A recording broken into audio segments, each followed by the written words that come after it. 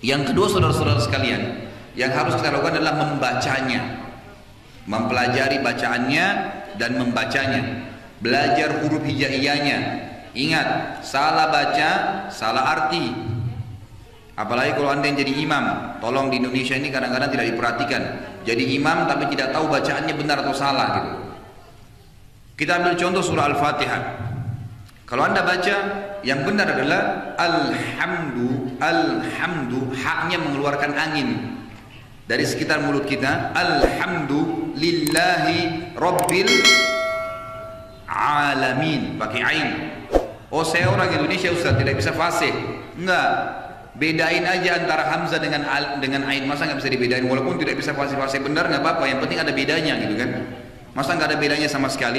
Kita coba lihat bahayanya kalau kita tidak membaca seperti yang diinginkan oleh Allah.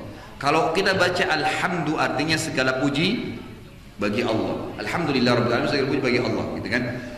Banyak orang di Indonesia ini karena dia mau dianggap dirinya fasih atau dia tidak tahu huruf hijaiyah, maka dia mengatakan alhamdulillah. Pakai huruf apa itu? Ha. Dari dada, seperti ihdina. Beda. Kalau kita baca alhamdu pakai ha, artinya segala puji bagi Allah. Kalau kita bilang alhamdu, itu kematian bagi Allah. Hamada pakai ha, artinya segala puji. Hamada artinya kematian. Kalau kita baca alhamdulillahi, kematian bagi Allah. Rabbil alamin, Tuhan alam semesta. Di Indonesia kadang-kadang tidak mau capek-capek belajar ain, pakai hamzah. Rabbil alamin. Kalau alamin artinya alam semesta. Kalau alamin artinya sakit. Makanya Allah mengatakan tentang orang-orang yang disiksa di api neraka, Allah mengatakan Allah itu azabnya alim, sangat menyakitkan. Pakai hamzah. Berarti kalau kita ubah ain menjadi hamzah, artinya kematian bagi Allah, Tuhannya orang-orang sakit. Kan artinya lain. Di Indonesia contoh banyak yang sering ini juz 30 orang baca, idza zulzilatil ardu zilzalaha.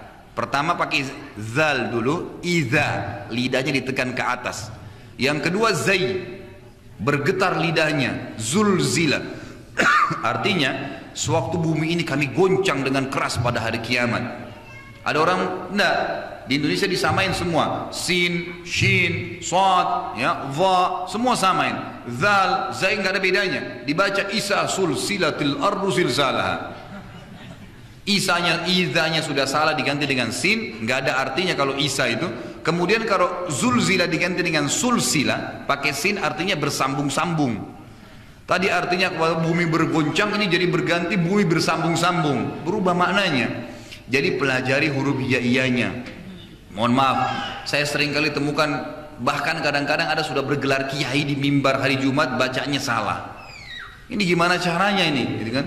Nggak boleh, harus pelajari huruf hijaiyah, jangan lalu belajar agar tidak keliru gitu.